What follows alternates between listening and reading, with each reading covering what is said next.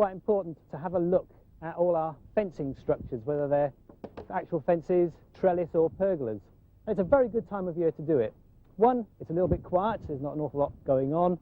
And secondly, if they have got climbers on them, the climbers obviously will be dormant, deciduous ones will have dropped their leaves, and it's an easy job to untie them from their supports, take them away, and then you've got pure access at the whole fence or trellis or whatever to actually do your job properly. So I've started by making sure that all the laths are firmly attached and nailing any in that have come a bit loose. Most important part of any fence, of course, is the old fence post. If you have problems with that, then the whole fence is likely to fall down.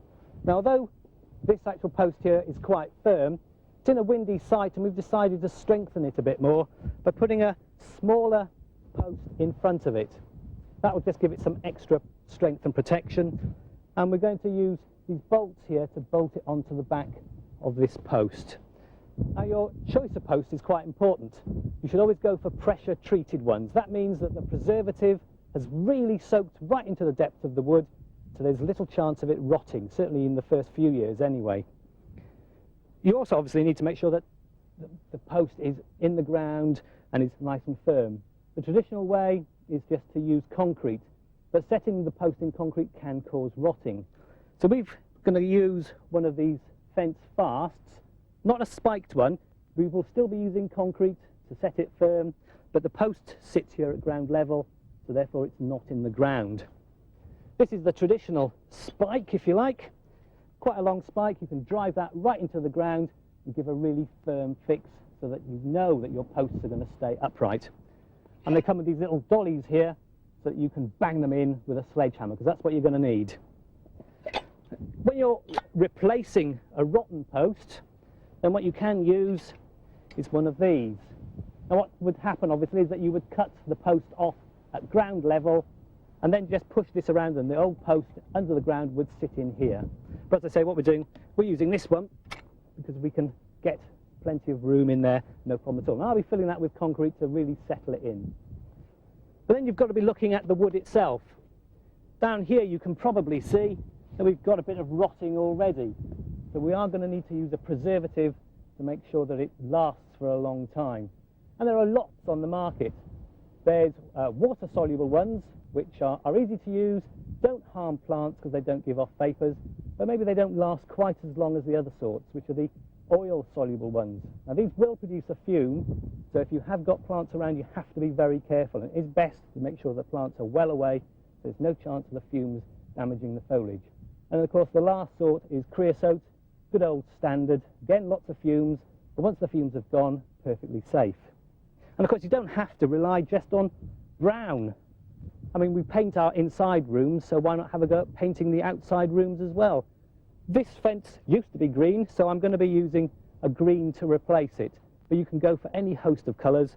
Blues are very popular at the moment and create a lovely effect. So, before we start to apply it, we must make sure that the wood is quite dry and sound. This wood round here obviously is quite rotten, so we've got to make sure that everything comes off. Otherwise, the wood will still rot even if we put this preservative on. So a good scraping with a wire brush will ensure that that is nice and sound. And if I can take the lid off the paint without causing too many problems and splashing it everywhere. And again, use gloves. You don't want to get any of these preservatives on your skin at all. And with a good sized brush, make sure that you give a really good covering and get it really thick and deep into the wood. And as I say, certainly on rotten pieces, you really want to make sure that you give it a good covering so it really goes in. And it's just a matter of carrying on and going throughout the whole fence. You find me digging out for a new raised bed. I'm going to build a lovely bed here in this new area of the garden. Thought we'd make something a little bit different. In fact, talking of a little bit different, normally we'd possibly build a bed using this sort of pitch-faced walling. There's quite a bit of that in the garden, so I thought I'd be a little bit different. I've been raking around in the yard and I found some lovely cocked stone. Look at that, lovely coloured stone. I'm going to build a raised bed in that, and I think that'll look smashing. But first things first, it's all about getting the foundations right. I've banged a peg in there, and that's about an inch below the finished height that I want. And you do that so that when you set your stone onto the base, it doesn't expose the mortar that we're going to lay it on, but we'll look at that a bit later on. Then all we do is we level between the two posts. We check that the level fits between those two. Now, if you haven't used a level before, a level has a bubble in the middle, in this fluid here.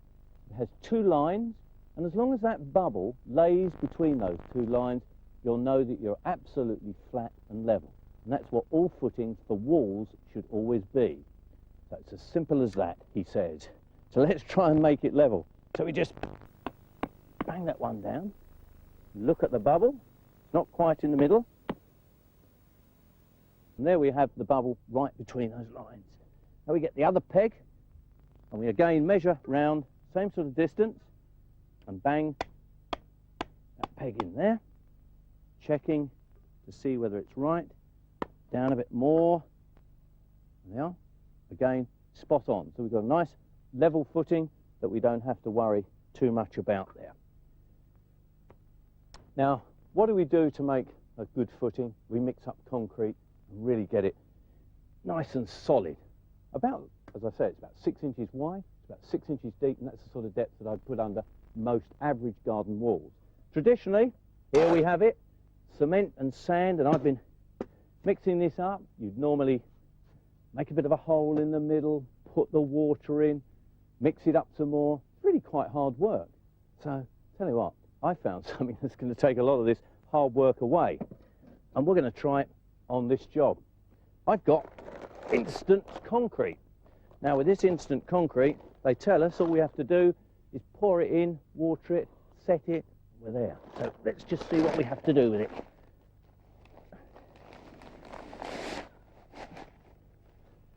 And we'll just level that out up to the top of that.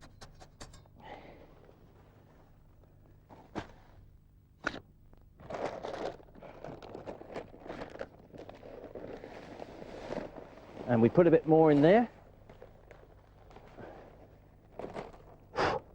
Bit of dust, and you need to be a bit careful of how you do it. So let's put another one in there.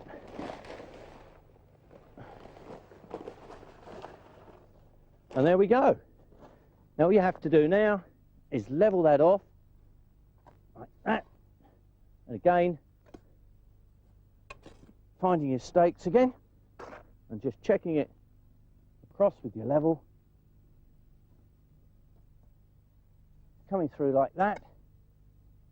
And there you have a base that would take any wall at all. And then all you have to do is sprinkle the water on it. And that's what you do. Look at that. Isn't that easier than mixing it all up? You do that onto the top. It bubbles a little bit. And there we have a lovely base. We'll just finish that off.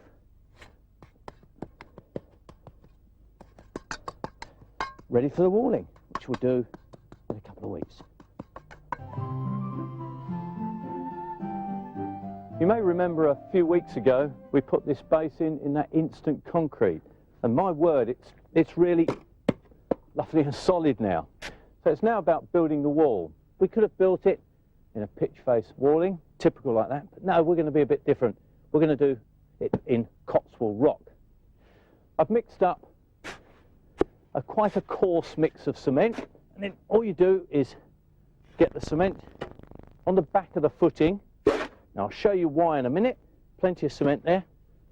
Then we just choose rock. That's a nice bit, and you might be able to see the strata in there, which actually makes it really attractive. And then all we do is settle them on to the base like that. Using a small trowel, just pull out the bottom, because the idea is that we don't see any of the cement. In between, leave a bit more, and then we push cement at the back to support the rock. And then on we go, a bit more cement, and as we work round, choosing nice pieces of rock. Just a little bit of a slope towards the back, and as we build up, we'll get a couple in and we can show you how you actually just choose the rocks. Again, leaving these nice gaps in here, pull that cement away from the front so it looks nice and natural. Now the next bit is to get the next layer on. Plenty of cement behind, because what we're actually doing is just laying onto the back at an angle. Important thing now is that we cross that gap so it looks nice and natural as it would if you found a rock face. It's got crevices and it's like that, it looks nice. You can see you just set that slightly on there, cleaning any cement away, little tap, tap at the back. Yeah, that's right. And then on we go, any cement in the back. And build it up. Don't worry that the walling goes up and down at this stage, because eventually we'll choose sections that will level it up as we get up to the top. But it is important to get all this cement out from these gaps and pull it along as we go. Occasionally, you're better off to leave a complete gap, and in that way we can actually put soil in it and plant it up with alpines coming out through the rocks. You can imagine, as we get up, nice hole with alpines flowing through the top. It's a very good way of making a wall or a raised bed. You can achieve very attractive shows in absolutely any rock at all. You could use a Cotswold, you could use a granite, absolutely anything. I think it's time I worked off round this corner with a bit more cement and put it down here, and then round we go, forming the other edge. Today I was going to look at how to brighten up some of those duller parts of the outside of your house. I'm sure everybody has got the sort of place where outside the kitchen window, round by the back door, even by the front door, the sort of places that you see a lot, but you've not always got that much garden where you can actually plant things to brighten up the area. And I was just putting a few pieces together here on our patio. And one of the things that I've never actually used before, but I think is quite fascinating, is this little planter here. This fits around the area of the grid. And because it's got perforations at the bottom, the grid still actually works. And you can see if I take it away, that the whole thing is just geared to fit around the downspouting. Now, it's quite a sturdy little thing, and I filled it full of multi-purpose compost, and I think the ideal way to treat this sort of place is not to try to plant it up permanently, but to change it seasonally, different types of bedding. And for the spring, I put in one of my favourite little daffodils here. This is Little Beauty. Wonderful little thing, very quiet colour scheme, but you don't really need much else with a classic daffodil like that. Something like these ivies, again, perfect for the job because they soften the edge. They give that sort of mature look to it when actually it's only been planted a matter of weeks. And now spring is coming. We have the polyanthus, and there's a massive range of colours of polyanthus, yellows, reds, oranges. This rose pink is one that's particularly nice. And this mixture will stay like this for a couple of months, and then afterwards I can actually take it apart. I can use the daffodils in the garden. The ivies I can put in pots and grow them on in the house. They're always going to be useful. So that can go back against there. Another feature which I think helps a lot, I mean, we've all got downspoutings. They seem to be everywhere, all around the house, and why not use those as well? And this little contraption I've got here is a plastic strap, and it screws on around the piping, and then you have this adjustable strap that go around the pot. Now, I've used an ivy again. In fact, this ivy was one that I used outdoors last year, and when we swapped it for the summer bedding, I just potted it up and it's grown on to be quite a nice plant. But put in here, it does a wonderful job, exactly what I want. Just softens the whole effect. So simple, but so effective. Now I've been putting up some brackets for a window box or a trough, and I've drilled the wall and put some wall plugs in to make sure these brackets really are secure, because these troughs do take quite a bit of holding up. There's quite a bit of weight in there.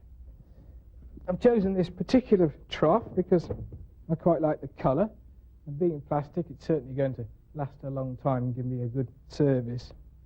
What I really like about this time of year though are the tulips, and this is one of the first of the tulips to flower. It's a type of Kaufmanniana. It's called Early Harvest, and it's perfect for window box work. It's short, it's colourful, and as the sun comes out in the afternoon, then the tulips start to open, and you really see the wonderful colours that there are in those flowers. And I think it's a good idea just to arrange a few of these things out dry, just to see how they look before you actually finish planting them. And I think that's about right.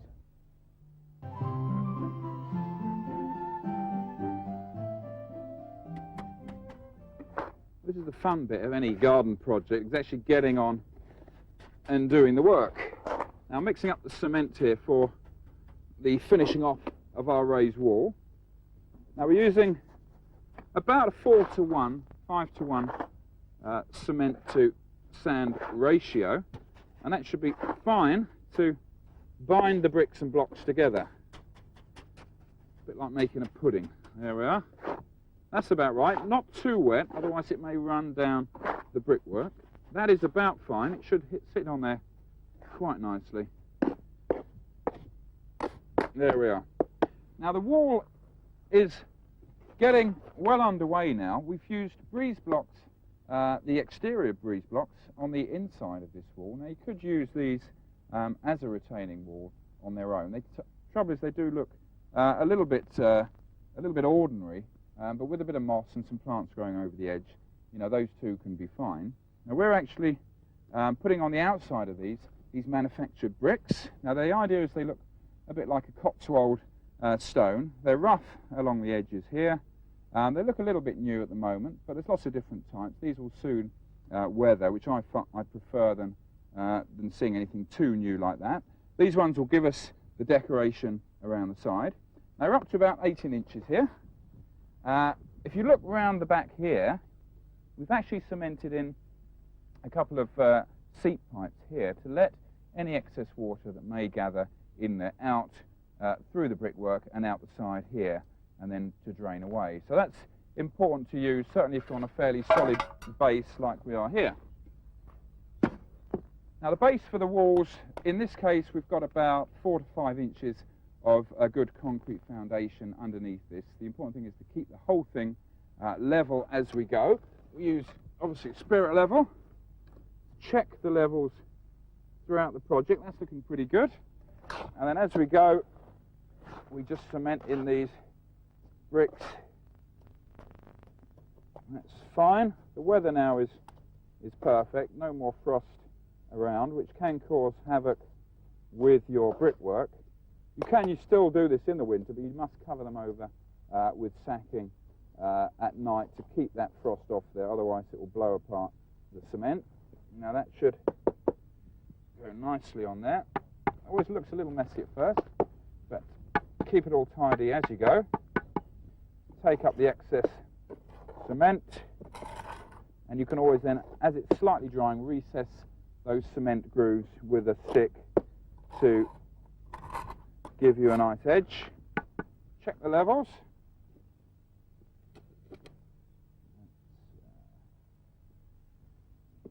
A little tap there before the next one goes in.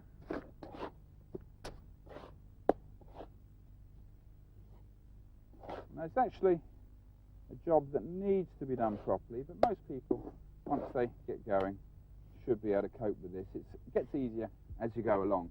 Now we've done this through here. On the top we've got the capping, which is going to frame off the edge, hide the top of the pool, and it gives us a beautiful little seat to sit on the edge. The idea of the raised pool is that we can see everything closer to hand, and this rigid fiberglass pool is giving us the main framework of the pool, and it's solid as it is. Now the sides are fairly sheer, as you can see, so as a different thing to our wildlife pond, this is going to create quite a difficult area for frogs and so on to get out of it. So this is going to be for fish later in the year and for some lilies, so I better get finishing this wall.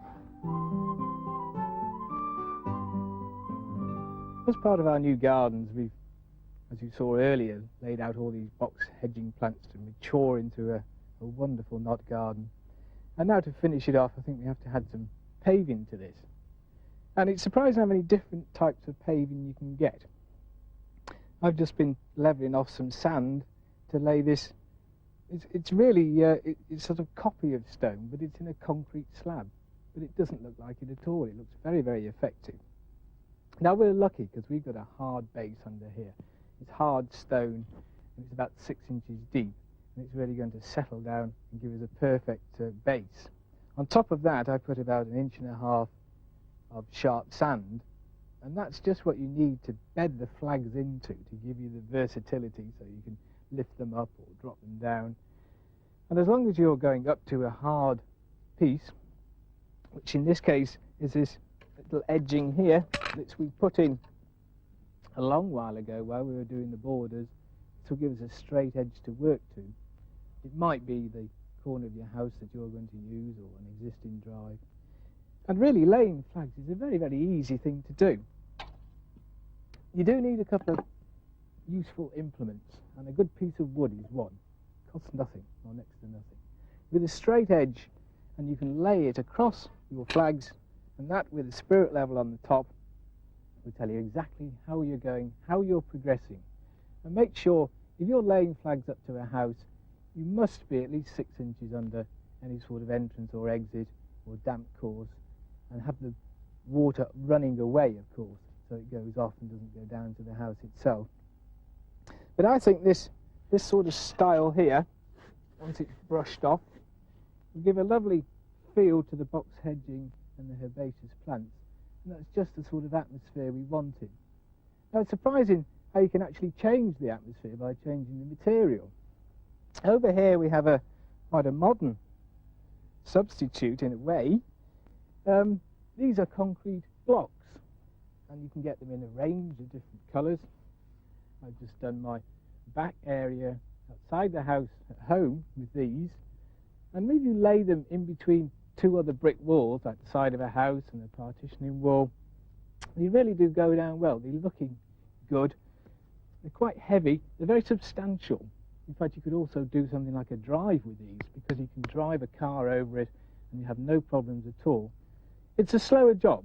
The flags are quicker because you're covering more area, but these, I think, do have their uses. And I've laid a very, very simple pattern here, and this way you don't have to cut any of the flags themselves, and so it fits in better, it's quicker to do. And I think in lots of ways these are very reminiscent of an old cobblestone. Cobble roads were everywhere because they were easy to lay, they were useful, and they were hard wearing. And I think in these cases this will become a sort of modern version of that. Now, great big areas of stonework can look a bit tedious, a bit boring, so I'm going to break mine up and I'm going to use it to put herbs in. Now, herbs are always useful, and they do tend to like nice hot, dry, sunny conditions. Well, don't we all, actually? But something like this silver thyme or the variegated sage would be very, very happy planted in here in sandy soil and topped off with a very attractive stone. It may look like I'm plotting my escape, and in fact I'm designing the new garden here in this corner of the garden world.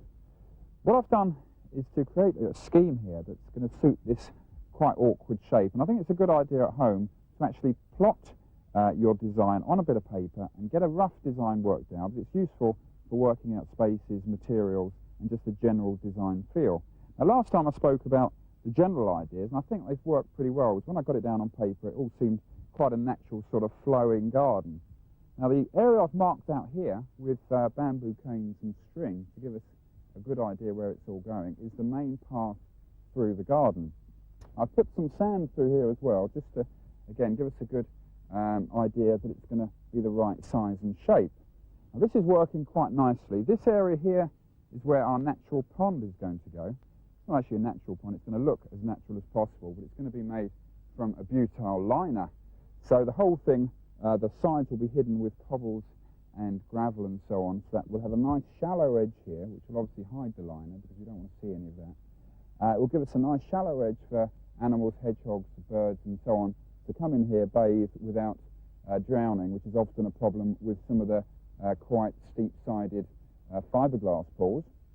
So this is about right. It's about 2 metres by 1. I may alter the shape slightly as we actually dig the hole. That's the beauty of the liners. You can actually adjust the shape as you go along.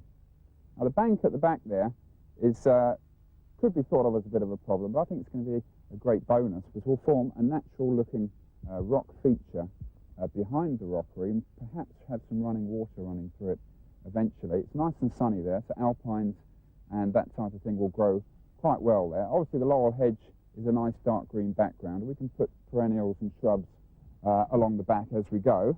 Now the path feels quite nice to me. This will all be on a good solid base, and I'm thinking of maybe using some sort of gravel to keep with this natural sort of shape. That's not where I'm going to grow my runner beans, even though I could do, I suppose. This is where the gazebo is going to go.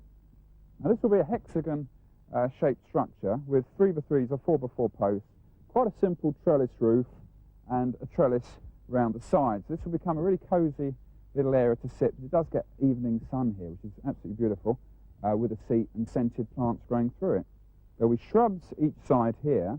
I'm thinking of using this good quality soil which we've had delivered to create nice border along the side of the fence here, so we can get plenty of plants growing up along the fence line to really give it a nice cosy feel. Now the area here, again marked out with the sand very roughly, is where the paving area is going to go. It's going to be quite an irregular shape, so it doesn't need to be too regimental. This will also be on a good solid base, and against the fence panels at the back, which all look very formal, I thought of having our raised pool. Now what I've used a lot lately is railway sleepers, which are very inexpensive, easy to use.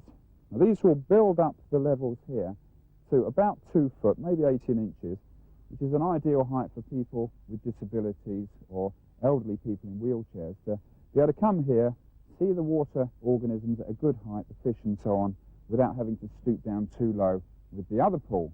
Now I'm thinking of having some sort of water feature, lion's head or whatever, on the back, which will recirculate the water, so this will become a really strong focal point. Well, I've got a hell of a lot to do here, so I'm going to press on, and hopefully next time I see you, we'll talk and actually do something with the pond. We were so pleased with the way the rockery has gone that we decided to extend it, and this really was just a piece of ground that had heathers in it that weren't doing too good, so we're now going to create an extension to the existing rockery. Now rockeries, I think, are very useful types of gardens. The mixture of stone and gravel seems to go quite well with buildings, so they don't look too out of place. What you have to do, though, when you create a rockery like this, is to lift the ground up and to add lots of material to make it free draining. Now, this is the sort of material I've used here. This is a wonderful open gravel, and I've really used a lot. A sort of barrelful to a few yards of soil and dug it in a couple of foot deep, and that's given me this very well-drained soil that I need to create this sort of alpine effect. We can't grow true alpines because alpines will spend their winters cold and frozen, whereas our rockery here will actually be quite warm and wet during the winter. But we're going to do our best, and I've chosen a local stone. Now, I think it's important to use local stone because A, it's cheap, and B, it'll match in with what you actually got around you. And when you use this type of stone, it's well worth considering how you're going to put it down. Now, this material here, this is nice and well drained, and when I want to put the stone onto here, what I want to do is to angle it so it faces backwards. So I take out some material from the back, put that stone in, because you don't get stones just lying flat. You don't get that sort of strata. There always is a bit of an angle to it. And try and choose the ones that have a bit of character, that have a bit of green mould on them, something that makes it look just that bit older. So another one will go across there, and that way we create these pockets, ideal for planting of well-drained soil. Now what I've got here is a dwarf cypress tree. This is obtusa and it's costus form. And this is never going to get any more than about 4 or 5 foot high. So this will be perfect for growing at the back of our rockery. But what I've done is I've pushed the stones underneath it and they look as if they're enormous. But actually, if I lift it up, you can see they're quite small stones. But because I've only left the leading edges of them out, they look a lot bigger. And it's the fact that the bigger the stones that you use, the more effective the rockery that you build will actually look. You know, it'll look like somebody will say, "Oh, I didn't know you had natural stone in your garden." And this is the sort of effect that we're hoping for. So we've created our pockets, we've put the stones in, we've angled them backwards. Now, when we do a bit of planting, we add some extra gravel again, because really drainage is what these plants really love. And just work that in. And there's masses of different plants to choose from. This is a dwarf dianthus. This will flower during the spring, hopefully giving us some really welcome colour. And if you can plant in odd numbers, it makes things better. Or if you can plant and just tuck them into the corner, just push them in like this. Make them look as if they were just growing through a little niche in the rocks. It makes them look a lot more natural, a lot better. And little carpeting saxifrages, these will do the same thing. These will not only grow and form a hummock, but they will come out actually over the stones, disguising the stones, making it look just like a little Lilliputian world, a world in miniature. I must say this is my favourite part of gardening, is doing something actually constructive and rewarding that we can see what we've done. If you remember a few weeks ago when we saw the actual bare plot, it all looked a little bit inhospitable. The plan itself was worked out and now it's actually putting it all together. Now the first job which we're doing is this wildlife pond here, which is obviously at the base of the bank here, and it's going to be for frogs, newts, toads, dragonflies and all the other wonderful water organisms that will be attracted to the pond. The liner we've used here is butyl, which has a 25-year guarantee. It's incredibly strong, cannot break it, but unfortunately if you get a heron that may be going for a frog or a newt in it, it may pierce the liner. So obviously I'm going to show you how to get away from that problem. We've kept it nice and big, so there's loads of room around the edge to lose the liner with these rocks, which are the same stone as Nigel used for the rockery. It's a local stone, and obviously if you use something that's in the vicinity, it's a lot cheaper in carriage. So they can be placed around the side.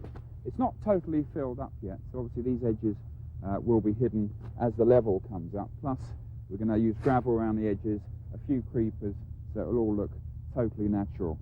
Now, the main thing is to give us a nice shallow edge around the sides, in case anything happens to tumble in here.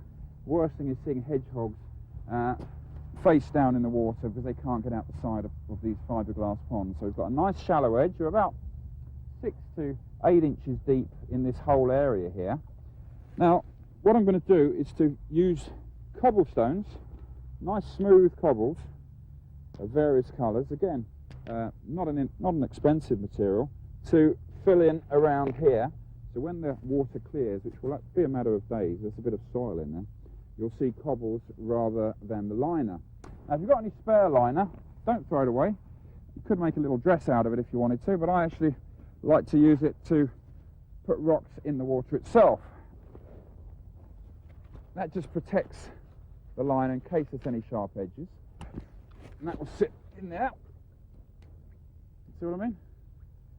Just gives it a more natural effect to break the line of the water. Birds can stand on there, drink quite safely, and I think it's quite a good idea to do that, because the idea is we're trying to make it look obviously as sort of natural as possible. So here we'll just fill in with these rocks, the cobblestones around the edges. Different sizes are better, so we've got the big ones, small ones we'll fill in between. Wait till you see it in a couple of weeks' time. It's going to look rather wonderful.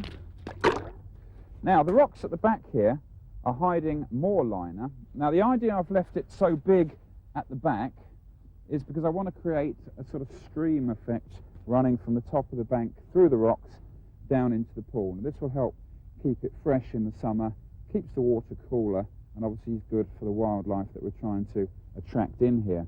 So rather than using fiberglass rigid moulded ponds or these stone ones, it's, to my mind, always look artificial and difficult to blend into the scenery. This enables us to place rocks on this area using, again, the spare bits of liner. Now, if you just take care the whole time not to damage the liner, because this is all part of the main thing. So any water that goes through here will just run down, and we're not going to have any problems with leaking water. Now these I'm just placing fairly randomly at the moment. We can always disguise any areas of plastic, because I don't want to see any liner here at all. So this can just be distributed in this area here. See what I mean? That's beginning already to look pretty natural. And that can go on there. And this one perhaps through here on the old strips of liner, so we're not going to do any damage. It's always a good idea anyway to bring the line up behind these rocks so the whole thing sits in water and it looks absolutely great. Look forward to seeing you soon. Next time we come back, this is going to look brilliant. I know last week I said the pond would be vastly different this week, but unfortunately we're going to leave that for now, attack that later on. For now we thought we'd get the paths sorted out, certainly to the back here. Now I've used a gravel on this part of the garden. It's going to be paving further up, but for this natural sort of view here, the gravel really can't be beaten. It's come up nicely to the pond, and it's coming down to where the gazebo will eventually be at the back here. It's important to actually lay this on something before it goes down. If you put it on the soil, the worms will bring their cast up, and it will eventually, the weeds will come through, and it will look pretty awful in a matter of months. So what we're going to do here is put this entire path on landscape fabric. Now this material here will last indefinitely. It's porous, so lets the moisture through, but stops the worms and the soil coming up and mixing with the gravel, so it's ideal for this type of thing. Another advantage of gravel paths as opposed to, say, block paving or paving slabs is that it is relatively inexpensive in comparison. The labour charge is obviously much less, or if you're doing it yourself, it's very, very easy. Just get the level base down, put the material down, make sure you're quite solid underneath, and away we go. The gravel itself we've chosen is not really endemic to this area. It's actually more from where I come from, down near the London area. This stone is quarried and is cheaper actually in that area than it is up here at Bridgemere. I wanted to use it though because it does blend in nicely with the sandstone material here of the rock, and it brightens it all up. The natural stone here is this more, slightly more depressing, I feel, this colour grey, especially in the mid-winter, but it is a cheaper material if you wanted to use it in this area. Now the banks themselves, we've used the rock, which is coming beautifully useful to retain the soil here. Similar again to the rock garden effect. Quite simple, mounded up against each other, backed up with the soil, and it's going to do a brilliant job. There'll be alpines and so on growing through here, so it's going to link in with the whole area. Again, could use bricks. These ones are actually Yorkshire bricks. They look old and sort of antique-y, but in fact they're all handmade. They're slightly made with chips and gouges and so on to make them look even more natural. Brilliant for piles and edges, but as I say, not for this garden.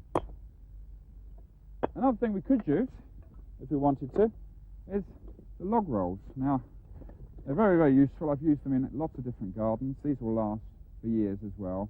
Quite simply, lay them around the side, use these pressure-treated timber pegs to hold them in place. Again, would work well, but perhaps in another project. Now behind here, I know we talked about having the gazebo, but we thought we'd try this sort of Japanese style lantern. The material looks fine, blends in again with the pavement, with the gravel and the stones, but having seen it, I think we're going to use this somewhere else in the garden and stick to our original idea of the gazebo in this area, because when we're sitting in here, the view over the garden will be absolutely brilliant. Last week I did talk about don't get rid of your old liner material. We had quite a lot of spare from our pond, and what we've done here is used the butyl against the fence here to prevent it rotting. It's down to the ground, it's going to last indefinitely, so it just protects that nicely. All we need to do now is to treat our fence panel, get the gazebo up, and the whole thing is beginning to take shape.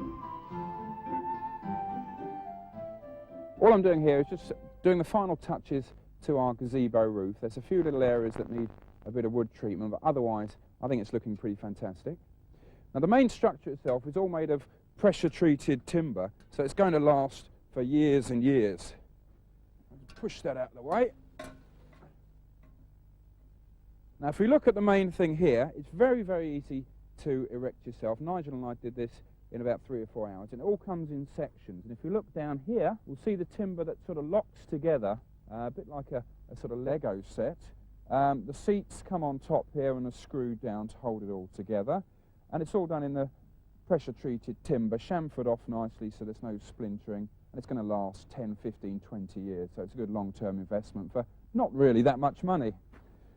3 pieces of trellis here, which will allow climbing plants to grow through if you wanted to. You could fill the centre possibly with soil and grow plants in there, or it's actually designed to have some sort of water fountain, but we're going to decide on what to do with this later on. Now we've left a path that walks around the building here. The rocks are retaining the soil, and what I'm choosing here is some plants that will grow really easily against the laurel hedge here without giving us any problems at all. Now what I'm going to choose here is this Euphorbia robbii. Now it's a very hardy plant, one of the toughest really of all plants you could grow. Will grow well in the shade or in the sun for that matter. It's got a lush dark green leaf that's going to smother out the weeds. Limey green flowers and new growth in the spring, so it's always attractive, and we could always tart this up with maybe some busy lizzies in the summertime to give it a bit of extra colour. So those 3 are going to blind out this corner quite nicely.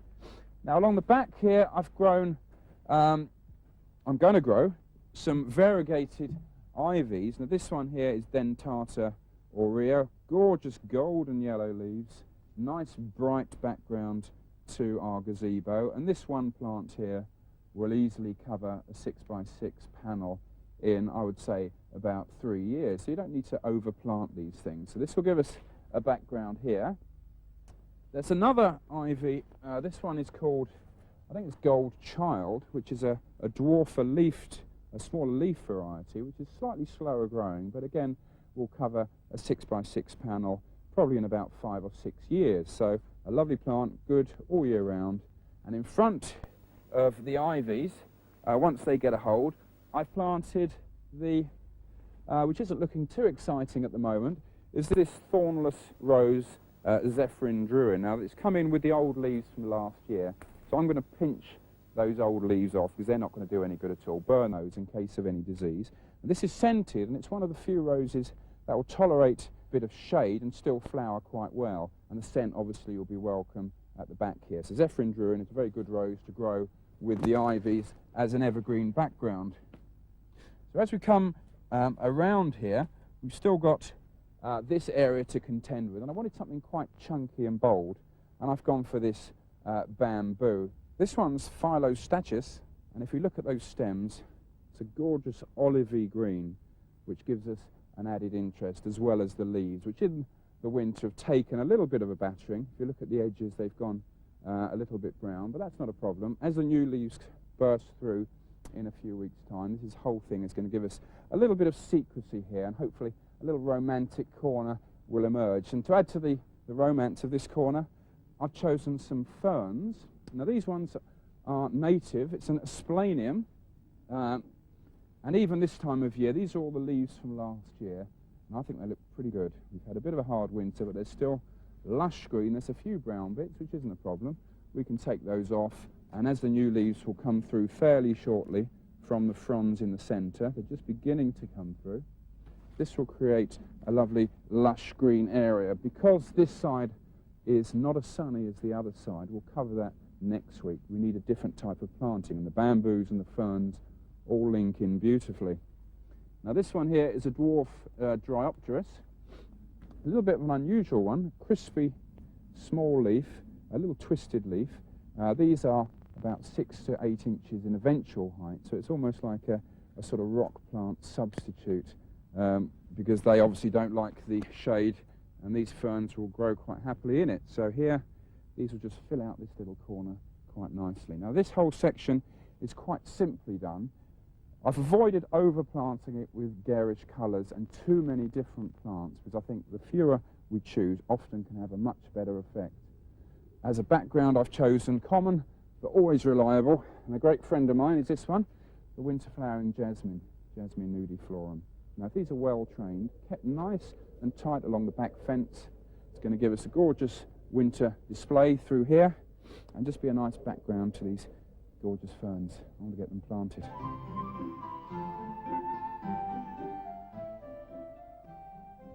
Well, I'm back in the garden here, and the next project is to do something in this central area of the gravel. Now, in the design, we had some paving laid out here, which was sort of a rough idea of the area we wanted to cover, but really plans are sort of a guideline, and once you actually get here with some slabs, as I've done here, is to just simply position them around and try and see what visually looks right. I mean, there's no symmetry here.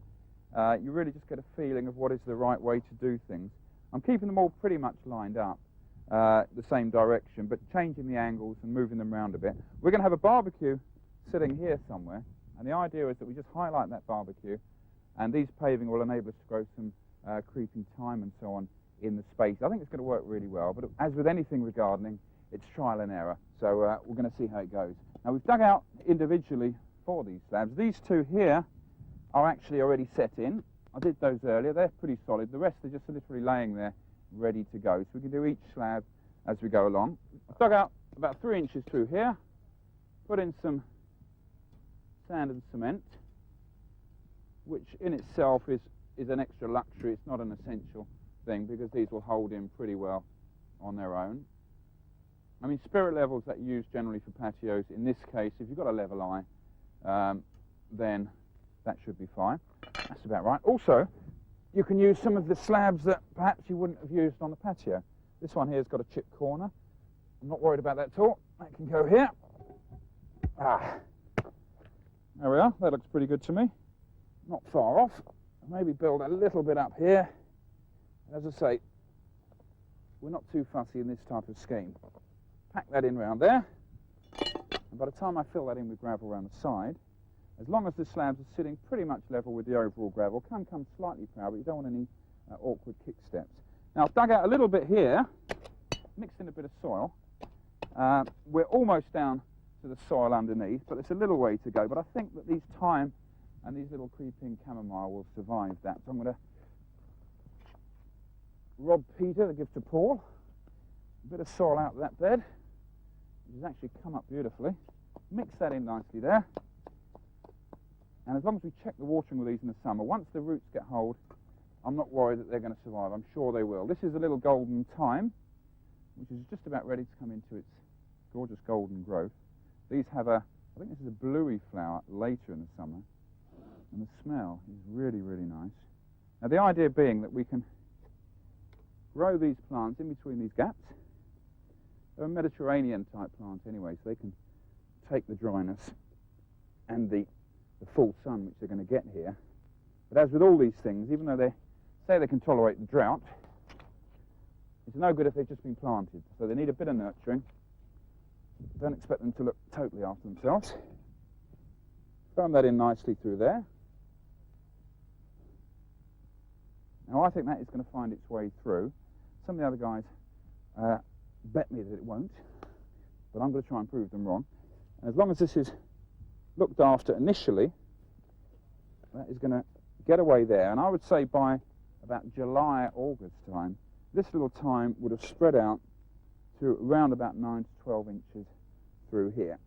I'm going to place these in a similar fashion. I've got some other little plants here, a little chamomile, for instance, which is going to, again, be a wonderful carpet of scented foliage in one of the other areas.